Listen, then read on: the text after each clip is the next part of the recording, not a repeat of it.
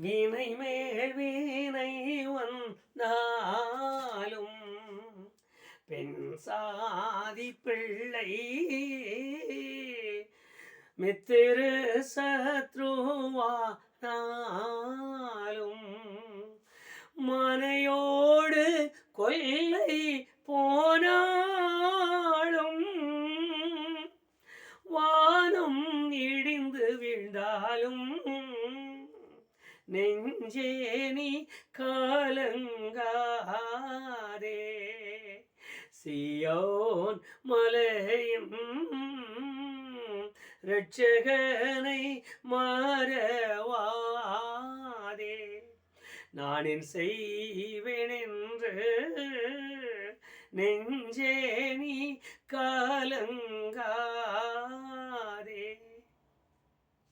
வானத்திலும் பூமியிலும் அதிகாரம் படைத்த இயேசு கிறிஸ்து எனும் ஒப்பற்ற தேவனுடைய குமாரன் நாமத்தினாலே உலக ஒருவருக்கு நான் மறுபடியும் வாழ்த்துக்கள் கூறுகிறேன். திரும்பவுமாய் தேவ சமூகத்திலே சேருவதற்கும் கொஞ்ச நேரம் கர்த்தருடைய சமூகத்தை பார்ப்பதற்கும் அவர் நமக்கு கொடுத்த இந்த நல்ல சந்தர்ப்பத்திற்காக நான் ஆண்டவரை துதிக்கிறேன்.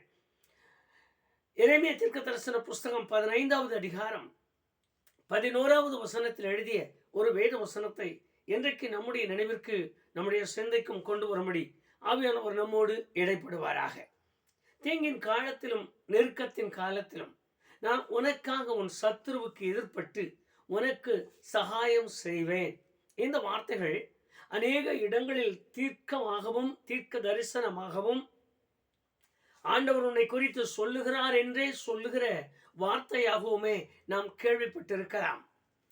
காரணம், இந்த வார்த்தைகளை எடுத்து அவர்கள் பிரசங்கிக்கும் பொழுதும் அல்லது இந்த வார்த்தைகளை குறித்து நம்மோடு சொல்லும் பொழுதும் உண்மையாகவே தேவகுமாரன் நம்மோடு இடைப்பட்டார் என்று உணர்கிற அளவிற்கு அதற்குரிய காரியங்கள், அதற்குரிய சாராம்சங்கள் எல்லாம் நிறைந்து காணப்பட்டிருக்க வேண்டும். அப்படிப்பட்ட ஒரு உள்ளார்ந்த உணர்வுக்கு கொண்டு போகிற வேத வசனம் இந்த வார்த்தை. உனக்காக உன் சத்ருவுக்கு எதிர்ப்படுவேன், உனக்கு சகாயம் பண்ணுவேன் என்கிற ஒரு அருமையான வார்த்தையை நாம் வாசிக்கிறோம். ஆனால் வாசித்த பின்பு தேவனுடைய ஜனங்கள் அநேகர் திருப்தி அடைகிறது உண்டு. இன்னொன்று, இப்படிப்பட்ட வாக்குத்தத்தங்களை தேவன் நமக்கு கொடுத்திருக்கிறார். அதனால் அவர் எல்லா சத்துருக்களுக்கு எதிர்ப்படுவார் என்று சொல்கிற அந்த தீர்க்கமான, அந்த ஆழமான சிந்தையோடும் முடிவோடும் கூடவே கர்த்தருடைய ஜனங்கள் இருப்பதும் நிற்பதுமான காரியங்களையும் நாம் சிந்தித்திருக்கிறோம். இங்கு நாம் கவனிக்க வேண்டிய அல்லது நாம் தீர்மானமாய் அறிந்து கொள்ள வேண்டிய ஒரு பெரிய காரியம் என்னவென்றால், யாருக்கு எதிர்ப்படுவார், யாருக்கு சகாயம் பண்ணுவார் என்கிற ஒரு கேள்விதான். இந்த கேள்வியில் முதல் அவர் எதிர்ப்படுவது சத்துருவுக்கு எதிர்ப்படுவேன் என்று சொல்லிவிட்டார். ஆனால் உனக்காக சத்துருவுக்கு எதிர்ப்படுவேன் என்று சொல்லிவிட்டார். யாருக்காக என்கிற கேள்வியை நாம் எடுப்போமானால் இந்த கேள்விக்குள் தான் அந்த முழுமையான பதில் அடங்கி இருக்கிறது. நாம் சொல்லுவோம், அவரை நம்பி இருக்கிறவர்களுக்காக, விசுவாசிக்கிறவர்களுக்காக, அவரை பற்றி பிடித்திருக்கிறவர்களுக்காக, அவருக்காக தியாகம் செய்கிற பரிசுத்தவான்களுக்காக அவர் வெளிப்படுகிறார் அல்லது தென்படுகிறார் என்கிற இந்த வார்த்தைகளை கூட நாம் சில நேரத்தில் நம்முடைய உள்ளத்தின் ஆழத்திலே கேட்டிருக்கலாம், யோசித்திருக்கலாம். அது உண்மைதான் என்கிற ஒரு மனநிலைமையிலும் கூட நாம் வந்திருக்கலாம். ஆனால் இன்றைக்கு நாம் அதை நினைக்கும் பொழுது வேத புஸ்தகத்தை வாசித்து பாருங்கள். யாருக்காக வெளிப்படுவார்? இந்த ஒரு கேள்விதான் இன்றைக்கு. அவர் வெளிப்பட வேண்டிய ஆட்களையும் அவர் குறித்திருக்கிறார். வழக்கமாய் 2 காரியங்களையும் நாம் நம்முடைய மனதிற்கு கொண்டு வருவோம். ரோமரின் புஸ்தகம் 1ஆம் அதிகாரம் 21, 28 இந்த 2 வசனங்களையும் நாம் சிந்திப்போமானால் அங்கு ஒரு கூட்டம் ஜனங்களை அவர் நமக்கு சுட்டி காட்டுகிறார். நாம் இப்படியெல்லாம் வேதத்தை வாசிக்கும் பொழுது அடுத்த நிமிஷமே நமக்கு கமெண்ட் வரும், நீ யோகியனா, நீ நல்ல கிறிஸ்தவனா, உனக்கு மட்டும்தானா, உங்களுக்கு மட்டும்தானா, அப்படி சொல்லுவார்கள். ஆனால் அவைகளை குறைத்து நாம் நினைக்கவும் வேண்டாம், சிந்திக்கவும் வேண்டாம். தேவனுடைய வார்த்தை என்பது சரியானபடி, சரியான விதத்தில், சரியான காரியமாகத்தான் வாய்க்குமே தவிர எல்லா காரியங்களிலும் எல்லாவற்றையும் நான் சொல்வதெல்லாம், நான் பேசுவதெல்லாம் தேவனுடைய வார்த்தை அவர் அப்படி சொல்லிவிட்டாரே, சொல்லி இருக்கிறாரே, எனக்கு என்ன என்று சொல்லக்கூடாது. ஒரு காரியத்தை எனக்கு என்னுடைய அனுபவத்திலே நான் திட்டமாய் பேச வேண்டிய ஒரு காரியம் உண்டு, யோசிக்க வேண்டிய ஒரு காரியம் உண்டு. அடிக்கடி சென்னை வருகிற ஒரு சகோதரன் இருந்தார். அவர் பேசிக் கொண்டிருப்பார், அவர் நின்று கொண்டிருப்பார். திடீரென்று அவருக்கு ஒரு வலிப்பு போல வந்துவிடும். இந்த காரியம் ஆன உடனே அழுவார்கள், புலம்புவார்கள், ஆஸ்பத்திரி கொண்டு போவார்கள், மறுபடியும் தேக்கமாக்கிக் கொள்வார். ஒரு முறை அதை குறித்து பேசுவதற்காக என்னிடத்தில் வந்தார்கள். அவர்களுக்கு நான் ஒரு காரியத்தை சொன்னேன். ஆனால் விசுவாசிதான், நல்ல விசுவாசி என்று சொல்லுகிறது போல ஒரு விசுவாச தன்மையில் தன் வாழ்க்கை நடத்தினவர். நான் ஒரு முறை சொன்னேன், ஐயா ஒன்று செய்யுங்க, உபவாசித்து ஜெபிக்க தொடங்குங்க.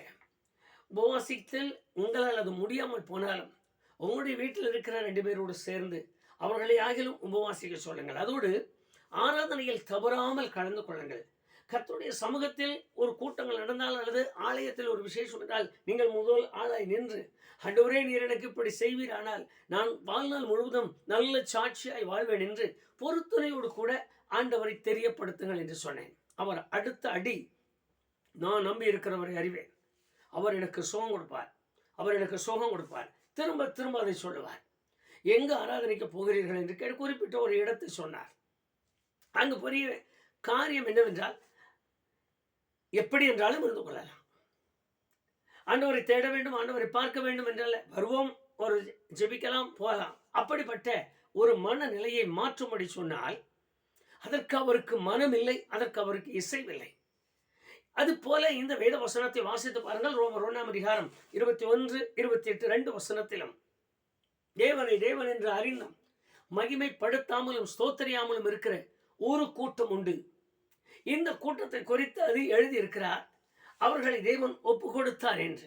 அது மாத்திரமல்ல, அப்படிப்பட்டவர்கள் தேவனை தேவன் என்று அறிந்து மகிமைப்படுத்தாமல் இருப்பதினால் வெளிப்படுவது யாருக்கு என்கிற ஒரு கேள்வியை நாமே சிந்திக்கலாம்.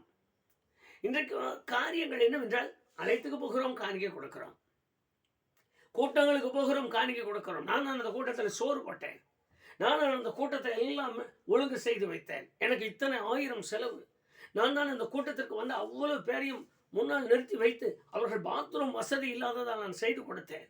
இப்படி பல தரப்பட்ட காரியங்களை சொல்லி தங்களை திருப்திப்படுத்துகிற ஒரு கூட்டம் இருக்கிறது. அவர்கள் தேவனை தொழுது சேவிக்கிறதும் இல்லை, தேவனை நம்புகிறதும் இல்லை.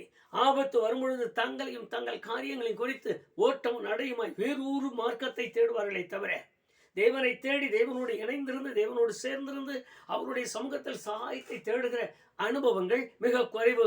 வாய் மாத்திரம்தான் அதிகம். வாய் வார்த்தையை பாஸ்டர் பற்றி கேட்பாங்க, அது எப்படி சரியா தப்பா, அவர் ஒரு நாய்ட்டு சொல்லி முடிச்சிருவாங்க, சொல்லி முடிச்சு சரியா தப்பா, இவ்வளவு காரியங்கள் வியாக்கியானம் செய்கிற ஒரு காரியம் இருக்கு. இன்னொரு கூட்டம் ஒன்று இருக்கு. வெளிப்படுத்தல் 3 19 வசனத்தில் எழுதின ஒரு கூட்டம் இருக்கிறது. அவரை நேசிக்கிறவர்கள், அவரை நேசிக்கிற ஒரு கூட்டம். இந்த 2 கூட்டத்திற்குள்ளும் யாருக்காக அவர் சத்துருவுக்கு வெளிப்படுவார், தென்படுவார், அவர்களுக்கு சகாயம் செய்வார். இன்றைக்கு உட்கார்ந்து கர்த்தருடைய பிள்ளைகள் தியானிக்க வேண்டிய, யோசிக்க வேண்டிய, சிந்திக்க வேண்டிய கட்டாயத்தில் நிற்கிறோம். என்னை கேட்டுக்கொண்டிருக்கிற அன்பு சகோதர சகோதரி, வாழ்நாள் அல்லது கிறிஸ்தவம் அல்லது தேவனை தொழுது சேவிக்கிறேன், தேவனோடு நிற்கிறேன் என்று சொல்லுகிற எந்த விதமான காரியமானாலும், நான் மறுபடியும் திட்டமாய் உங்களுக்கு சொல்லுகிறேன், தேவனோடு நிற்கிறேன் அல்லது நான் கிறிஸ்தவன் என்று சொல்லுகிற எந்த காரியமானாலும், ஒவ்வொரு காரியங்களுக்கும் தேவன் அந்தந்த காரியங்களிலே தனக்கு பயந்து நடக்கிறவர்கள் என்கிற விதத்தில் அவர் எதிர்பார்க்கிற ஒன்று எதிர்பார்ப்பு இருக்கிறது. இந்த எதிர்பார்ப்புக்கு ஏற்றது போல என் கிரியை இருக்குமானால், எனக்காக சத்துருவுக்கு எதிர்ப்படுவார், எனக்கு சகாயம் செய்வார். இந்த எதிர்பார்ப்புக்கு உரிய பிள்ளையாய் நான் இல்லாமல் போனால், என் சத்துருவுக்கு அவர் எதிர்ப்படுவதில்லை, எனக்கு சகாயம் கிடைப்பதில்லை. இந்த காரியங்களை அறியாமலும் உணராமலும் இருக்கிற கர்த்தருடைய பிள்ளைகள் தான் இன்றைக்கு வரைக்கும் தெய்வீக மகிமை இழந்தவர்களாக அலைந்து ஓடுகிறோம். எங்காகிலும் ஒரு சகாயம் உண்டா? யாராகிலும் ஆண்டவரை எனக்கு காண்பிப்பார்களா? யாராகிலும் ஆண்டவரை குறித்து என்னோடு இப்படி அப்படி என்று சொல்லி, அவர் சொன்னார், அவர் இப்படி செய்ய போகிறார் என்று சொல்லுவார்களா என்று எதிர்பார்க்கிறார்கள். நீங்கள் வேத வசனத்தை வாசித்து பாருங்கள். ஆபத்து இல்லாத மனுஷன் இல்லை, சங்கடம் இல்லாத மனுஷன் இல்லை. 2க்கும் ஒரே சமயம், துன்மார்க்கனுக்கும் சன்மார்க்கனுக்கும், நீதிமானுக்கும் பாவிக்கும், கர்த்தரை அறிந்தவனுக்கும் அறியாதவனுக்கும் ஒன்று போல சம்பவிக்கிறது என்று வேதத்தில் எழுதியிருக்கிறது.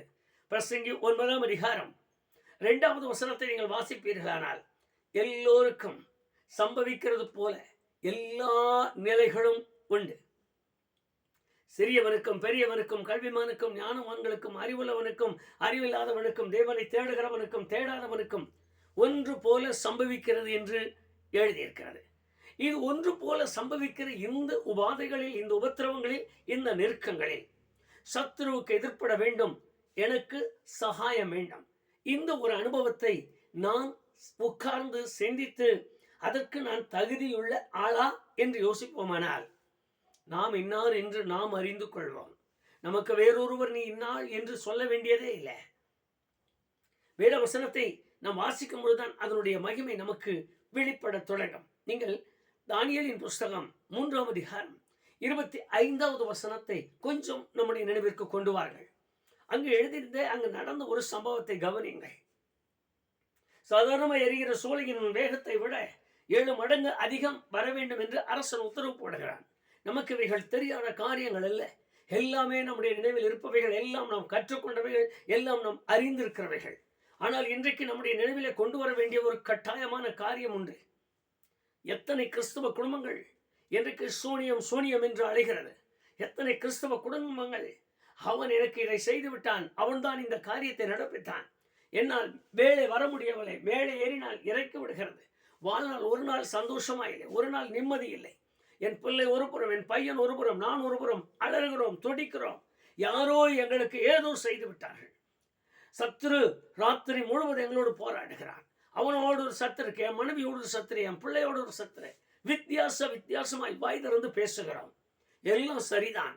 ஆனால் வாக்கு வேத வசனத்தை ஒற்று கவனிப்பீர்களானால், எந்த சத்துரு எந்த நிலையில் வந்தாலும் அவனுக்கு எதிர்படுவதற்காகவே அவர் உயிரோடு எழுந்தவராய் நிற்கிறார். மரித்து அடக்கம் பண்ணப்பட்டு 3ஆம் நாள் உயிரோடு எழுந்ததின் நோக்கம், என் சத்துருவுக்கு அவர் எதிர்பட்டு எனக்கு சகாயம் செய்வதற்காக. இந்த காரியங்களை உற்று கவனித்து பாருங்கள். 7 மடங்கு எரிகிற நெருப்பிலே போட்டு விட்டார்கள். 3 பேராய் போட்டார்கள். அவர்கள் அங்கு கட்டவிழ்க்கப்பட்டவர்களாய் அக்னி நடுவிலே உலாவுகிறார்கள். வேதம் அதை திட்டமாய் சொல்லுகிறது. ஆனால் அதற்கு அடுத்து அரசன் உற்று கவனிக்கிறான். 4 ஆட்களாக 4வது ஆளின் சாயல் தேவகுமாரனின் சாயலுக்கு ஒப்பென்று எக்காலம் முழக்கமிடுகிறது போல கூச்சல் போடுகிறான். நடந்த சம்பவம், உள்ளே இருக்கிற 3 பேருக்கு என்ன தெரிந்தது என்று தெரியாது. ஆனால் அவருக்கு விரோதமாய், அவர்களுக்கு விரோதமாய் எழுவின சத்துருவாக எண்ணப்படுகிறவனுக்கு தென்பாடு ஒன்று உண்டாயிருக்கிறது. காணத்தக்கதான நிலை ஒன்று உண்டாயிருக்கிறது. கண்களில் பார்க்கிறான். ஒருவர் உள்ளே உலாவுகிறார். கண்களில் பார்க்கிறான். அவர் தேவகுமாரனுடைய சாயலுக்கு ஒப்பாயிருக்கிறார். அவன் சொந்த கண்களில் பார்க்கிறான். முழு ரூபமாய் இருக்கிறார். தன் சொந்த கண்களில் பார்க்கிறான். விகோரமான தோற்றத்தோடு, கொம்புகளோடு, பல்லுகளோடு, நகங்களோடு கூட, கருப்பாக, அப்படி ஒரு தோற்றம் அல்ல, முழு சாயலையும் பார்க்கிறான், முழு உருவத்தையும் பார்க்கிறார். சத்துருவுக்கு தென்படுகிறார். உள்ளே இருக்கிற தம்முடையவர்களுக்கு சகாயமாய் நிற்கிறார். கட்டுகளை அவிழ்த்து விட்டார். அக்னி பற்றாமல் பார்த்து கொண்டிருக்கிறார். தலையில் உள்ள ஒரு முடிகளுக்கும் காவல் காக்கிறார். தலையில் உள்ள ஒரு முடியும் அந்த புகை வாசனை கூட இல்லாத அளவிற்கு காவல் காக்க தொடங்குகிறார். எப்படி, ஏன்? இவைகளைத்தான் இன்றைக்கு நம்முடைய சிந்தனைக்கு கொண்டு வாருங்கள். சத்துருவுக்கு எதிர்ப்படுகிறார், எனக்கு சகாயம் பண்ணுகிறார். யாருக்கு இந்த சகாயம் என்பதை தான் இன்றைக்கு நான் மறுபடியும் நினைவுபடுத்துகிறேன். என்னோடு கூட இந்த வேத காரியங்களை கவனித்துக் கொண்டிருக்கிற என் அன்பு சகோதர சகோதரி, உங்களுக்கு சகாயம் செய்யும்படியான நிலையில் நீங்களும் நானும் தேவனுடைய சகாயத்தை பெறுகிற தகுதி உள்ளவர்களாய் நிற்கிறோமா? வேதவசனத்தில் ஏசாயா தீர்க்கதரிசன புஸ்தகம் 1ஆம் அதிகாரம் 6வது வசனத்தை வாசித்து பாருங்கள். இஸ்ரவேலரை குறித்த தேவன் ஓங்கி அழுது புலம்புகிறார். உச்சந்தலை முதல் உள்ளங்கால் வரைக்கும் காயம் என்று. அதனால் அல்லாமல் இந்த ரணங்கள் சீல் பிதுக்கப்படாமலும் காயம் கட்டப்படாமலும் இருக்கிறது என்றார். அவைகளுடைய முழுமையான அர்த்தம் என்ன? அப்படியே வேதனைக்குள் இருக்கிறார்கள். அந்த வேதனைக்குள் இருக்கிற மக்கள் யார் என்பதை மாத்திரம் ஆவிக்குரிய நிலையில் கவனித்து பாருங்கள். எத்தனை முறை உபதேசம், எத்தனை முறை சத்தியம், எத்தனை முறை ஆண்டவருடைய வார்த்தைகள், எத்தனை முறை வேதம் சொல்லுகிற வார்த்தைகள் என்று தீர்க்க தரிசனமாக பேசுகிற சத்தம் காதுகளில், வீடுகளில், வாசல்களில், நம்முடைய செல்களில். இன்னும் சுருக்கமாக சொன்னால், வேதத்தை வாசிக்கும் பொழுது கூட அந்த சத்தம் நம்முடைய காதுகளில். ஞானஸ்நானம் பெற்றுக்கொள், பாவ மன்னிப்பு பெற்றுக்கொள், ரட்சிப்பை பெற்றுக்கொள், ஆவியோடும் உண்மையோடும் தொழுது கொள்வதற்கு உன்னை முற்றுமாய் ஆண்டவருக்கென்று அர்ப்பணித்துக் கொடு, பரிசுத்தத்தை காத்துக்கொள், மிகுந்த பரிசுத்தம் அடைய வேண்டும் என்று பிரயாசப்படு, குடும்பமாய் கர்த்தரை சேவி, பிள்ளைகளோடு கர்த்தரை சேவிக்க தொடங்கு. இவைகளெல்லாம் எத்தனையோ முறை காதுகளில் கேட்கிறோம். ஆனாலும் செய்கை மாறல, செயல் மாறல, உணர்வு மாறல. இன்னும் எத்தனை கிறிஸ்தவர்கள் போதைக்கு அடிமை, எத்தனை கிறிஸ்தவர்கள் இன்னும் இந்த வேண்டாத காரியங்களுக்கு அடிமை, எத்தனை கிறிஸ்தவர்கள் இன்னும் ஞாயிற்றுக்கிழமை ஆராதனைக்கு போகாத கிறிஸ்தவர்கள், எத்தனை பேர் கர்த்தரை ஆவியோடு தொழுது கொள்ளாதவர்கள், எத்தனை பேர் இன்னும் பரிசுத்தாவி நிறைவு பெறாதவர்கள், எத்தனை பேர் இன்னும் தண்ணீரில் மூழ்கி பிதா குமாரன் பரிசுத்தாவி நாமத்தினாலே ஞானஸ்நானம் பெறாதவர்கள். கொஞ்சம் மனதிற்குள் கொண்டு வாருங்கள். சபையின் உபதேசங்கள் அல்ல, ஏதோ ஒரு சட்டத்திட்டங்களோடு ஏதோ ஒரு காரியத்தை செய்வதற்குரிய காரியங்கள் அல்ல.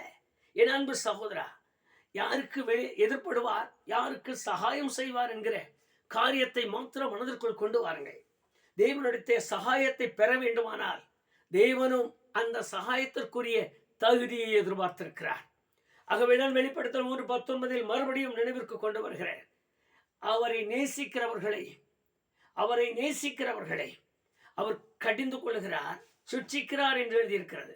ஆனால் அதனுடைய முழுமை அவனை முற்றிலும் புடமிட்டு சுத்தமாக்குவதற்காக அவனுடைய சத்துருவுக்கு எதிர்ப்படுகிறார், அவனுக்கு சகாயராய மாறுகிறார், அவனுடைய சத்துருவுக்கு எதிர்ப்படுகிறார்.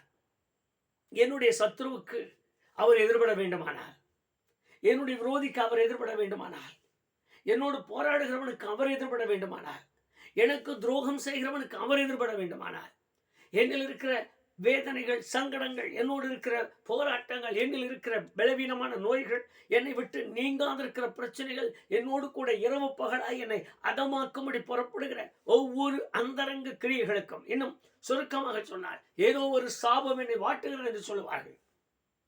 ஏதோ ஒரு சாபம், அது அவர்கள் செய்த சாபம், இந்த சாபம் எங்களோடு கூட எங்கள் குடும்பத்தையே நாசமாக்குகிறது என்று சொல்வார்கள். வாய் திறந்து எத்தனையோ பேர் அதை பேசுகிறார்கள். இந்த சாபத்திலிருந்து முற்றிலும் விடுதலையாக்கப்பட வேண்டுமானால் வேதம் சொல்கிறதையா, இந்த சாபமாகிய சத்ருவுக்கு வெளிப்படும்படியாக சாபமான ஒருவர் காத்திருக்கிறார். அவருடைய காரியம் என்பது மகா மேன்மையானது. என் சத்ருவுக்கு அவர் எதிர்பட்டு எனக்கு அவர் சகாயம் செய்ய வேண்டுமானால், அவர் சகாயம் பெறத்தக்க ஒரு தகுதியை நான் அடைய வேண்டும். இது இப்பத்த காலத்துக்கெல்லாம் ஏற்றுக்கொள்ளப்படுகிறது இல்லை. கன்வென்ஷன் கூட்டங்களுக்கு போகணும், பெரிய பெரிய கூட்டங்களுக்கு போகணும், உபவாச கூட்டம் என்று அழைத்தார்களா போகணும், அங்கிருந்து இங்கிருந்து ஓடணும், எல்லாம் பார்க்கணும். அங்க போய் நின்ற உடனே மகனே உன்னை தொடுகிறார், மகனே உன்னை ஆசீர்வதிக்கிறார், இப்படி சொன்ன உடனே எழுந்து வர வேண்டும். வந்த நிமிஷத்துக்குள்ளாக நடக்கிற காரியங்கள் என்ன, மாற்றங்கள் என்ன, என் வாழ்க்கையில் நான் ஆண்டவருக்கென்று என்னை அர்ப்பணித்து கொடுத்ததின் அர்ப்பணிப்பு என்ன? ஒன்றும் இல்லை. அது வெறுமையா இருக்கு. ஆனால் இங்கே எழுதியிருக்கிற வார்த்தையை கவனிங்க. என் சத்துருவுக்கு அவர் எதிர்பட வேண்டுமானால் அவர் என்னிடத்தில் சில காரியங்களை எதிர்பார்க்கிறார். அந்த காரியங்களை நான் அவருக்கு செய்வேனானால் நான் அவருக்கு சிநேகிதனாய் மாறுவேன். எந்த காரியங்களானாலும், என்ன போராட்டமானாலும், எந்த நிலையின் மாற்றங்களானாலும், எந்த பிரச்சனைகளானாலும் என் சத்துருவுக்கு எதிர்படுவார், எனக்கு சகாயம் செய்வார். அவர் வார்த்தையிலே மாற்றம் இல்லாதவர், அவர் வார்த்தையிலே மாற்றம் இல்லாதவர். அநேக காரியங்கள் உண்டு. அந்த ஆழ்ந்த காரியங்களை கவனிக்கும் பொழுது பயம் மாத்திரமல்ல, பக்தி மாத்திரமல்ல, விசுவாசத்தோடு கூட நான் அவருக்கென்று துணிச்சலாய் இறங்குகிற, அவரை கனம் பண்ணுகிற, அவரை மாத்திரமே நான் துதிக்கிற காரியங்கள் நம்மிலே முழுமையாய் காணப்பட வேண்டும் என்பதற்காக ஒவ்வொரு நாளும் தேவன் எதிர்பார்த்து நிற்கிறார். என் அன்பு சகோதர சகோதரி, என்ன விதமாய் உங்கள் ஆண்டவர் உங்களுக்கு எதிர்ப்பட வேண்டும் என்று நம்புகிறீர்கள். உங்கள் சத்துருவுக்கு எதிர்ப்பட்டு உங்களுக்கு சகாயம் பெற வேண்டும் என்று நீங்கள் விரும்பினால் வேதத்திற்கு முழுமையாய் உங்களை ஒப்புக்கொடுங்கள். வேத வசனங்களுக்கு முற்றிலுமாய் அர்ப்பணியுங்கள். வேத வசனத்தை முழுமையாய் கை கொள்ளும்படியாக ஆவியோடும் உண்மையோடும் தொழுது கொள்ள பிரயாசப்படுங்கள். ஐதீகங்களும் சடங்காச்சாரங்களும் நான் வைத்திருக்கிற என்னுடைய முறைமையான காரியங்களும் எனக்கு வழி வழியாய் தோன்றுகிற செயல்பாடுகளும் என்னை அவருக்கு முன்பாக நல்லவனாக்காது, ஒரு நாள் நல்லவனாக்காது. என்னை தாழ்த்தி அர்ப்பணித்து ஒப்பு கொடுத்து அவர் கையில் நான் உட்காருவதற்கு என்னை பரிசுத்தப்படுத்திக் கொள்ளும் பொழுது என்னை காண்கிறார், என்னை பார்க்கிறார், என்னோடு பேசுகிறார், அவனுக்கு தென்படுகிறார், எனக்கு சகாயராய் மாறுகிறார். எந்த சூனியத்திற்கு முன்பு அவர் தென்படுவார். எந்த அதிகாரங்களுக்கு முன்பு, எந்த வல்லமைகளுக்கு முன்பு, எந்த தந்திரமான காரியங்களுக்கு முன்பு அவர் வெளிப்படுவார். ஏனும் நமக்கு சகாயராயிருப்பார். அவர் பாதத்தில் அர்ப்பணிக்கலாமா? நல்ல பிதாவே, முகத்தை பார்க்க தந்த கிருபைக்காக உமக்கு நன்றி சொல்லுகிறோம். நாங்கள் இன்றைக்கு வேத வசனத்தை வாசித்தோம். நீர் எங்களுக்கு சகாயராய் இருக்கவும், எங்கள் சத்ருவுக்கு எதிர்பட்டு, எங்கள் சத்ருவுக்கு முன்பாக நீர் போராடி எங்கள் சத்ருவை துரத்தி விடவும், அவனை ஜெயிக்கவும், அவன் திரும்ப எங்களோடு மோதாத படிக்கு எங்களை காத்து கொள்ளவும் நீர் போதுமானவராய் இருக்கிறீர். அப்படி இருப்பேன் என்று எங்களுக்கு வாக்கு கொடுத்திருக்கிறீர். நாங்கள் வாசித்த இந்த வார்த்தையின்படியே நிற்கும் போராட்டம், அன்று தங்கள் சரீரத்தில் இருக்கிற வியாதி, பலவீனங்கள், குடும்ப காரியங்களை நிமித்தம் உண்டாயிருக்கிற உபாதைகள், உபத்திரவங்களினும் சத்துருக்களுக்கு நீர் எதிர்படுவீராக. இவைகளினாலே சிக்கி தவிக்கிற போராட்டத்தோடு கூட, பலவீனத்தோடு கூட, சங்கடத்தோடு கூட, விசேஷமாக மூச்சுவிடக்கூட முடியாமல் திணறிக் கொண்டிருக்கிற நிலையில் இருக்கிற அருமையான உம்முடைய பிள்ளைகளுக்காக சகாயராயிருப்பீராக. ஏற்ற வேளையில் சகாயம் செய்யும் கிருபை அடைந்திருக்கிறோம் என்று எழுதியிருப்பதால் அந்தபடி உம்முடைய பிள்ளைகளுக்கு நீர் சகாயராயிருந்து ஆறுதல் படுத்துவீராக. அவர்களோடு போராடுகிற, அவர்களோடு கலக்குகிற, அவர்களை இந்த விசுவாச மார்க்கத்திலிருந்து வெளிப்பட பண்ண போகிற எந்த சத்ருவானாலும், மாந்திரீகங்கள், சூனியங்கள், ஆண்டவரே உம்முடைய பிள்ளைகளுக்கு விரோதமாக எழுந்துகிற தந்திரமான பிசாசின் அந்தரங்க கிரைகளானால் அவர்களுக்கு முன்பாக நீர் எதிர்படுவீராக. அவைகளால் உம்முடைய பிள்ளைகள் உபாதைகள், உபத்திரவங்கள் பெறாதபடிக்கு உம்முடைய பிள்ளைகளுக்கு நீர் சகாயராயிருப்பீராக. ஆண்டவரே, உபத்திரவங்களில் நெருக்கத்திலும் இருந்து கண்ணீரோடு உம்முடைய முகத்தை பார்க்கிற ஒருவரையும் விட்டு விடாமல் அவர்கள் மேல் அன்பு செலுத்துவீராக. அவர்களை ஆதரிப்பீராக. உம்முடைய வல்லமையுள்ள கரத்தினாலே அவர்களை இறுக்கமாய் மறைத்துக் கொள்வீராக. இப்படிப்பட்ட சூழ்நிலைகளில் எல்லாம் எங்கள் தேவனாய் கர்த்தரை தவிர அடைக்கலமும் ஆறுதலும் புகலிடமும் ஒருவருமே இல்லை என்று அறிந்து ஆண்டவரே என்று கூப்பிடுகிற யாருக்கானாலும் ஆண்டவரே உயர்வு தாழ்வு என்கிற வித்தியாசம் பாராமல் உம்முடைய பிள்ளைகளுக்கு நீர் இரக்கம் காண்பிப்பீராக, தயவு காண்பிப்பீராக. அவருடைய சத்துருக்கு விரோதமாய் நீர் தென்பட்டு உம்முடைய பிள்ளைகளுக்கு சகாயத்தை கட்டளையிடும். அந்த சகாயத்தினாலே உம்முடைய பிள்ளைகள் எப்பொழுதும் உம்மை தொழுது கொள்ள, உமது நாமத்தை கனம் பண்ண அவர்களை பலப்படுத்தும். உள்ளத்தை சமாதானத்தால் நிறையும், இருதயத்தை சாந்தியினால் நிறையும். விசேஷமாக அவர்களுடைய மனதிற்குள் இருக்கிற எல்லா விதமான போராட்டங்களும் மாறி ஒரு தெய்வீக மகிமையை, ஒரு இனந்தெரியாத சந்தோஷத்தை, சமாதானத்தை அவர்கள் பெற்றுக்கொள்ள உம்முடைய கரங்களை நீட்டி அருளும். தொடுவீராக, ஆசீர்வதிப்பீராக, கிருபைக்குள் ஆக்குவீராக. எல்லாவற்றிலும் உடைய கரம் அவர்களை தாங்கட்டும். இயேசு கிறிஸ்து எனும் நாமத்தினாலே ஜெபிக்கிறேன் பிதாவே, ஆமென், ஆமென். சத்துருவுக்கு எதிர்பட்டு தம்முடையவர்களுக்கு சகாயம் செய்கிறவர், அவரை தேடிக்கொண்டிருக்கிறவங்களோ ஒவ்வொருவருக்கும் சகாயராய் நின்று உங்களை ஆசீர்வதித்து ஆதரிப்பாராக. ஆமென்.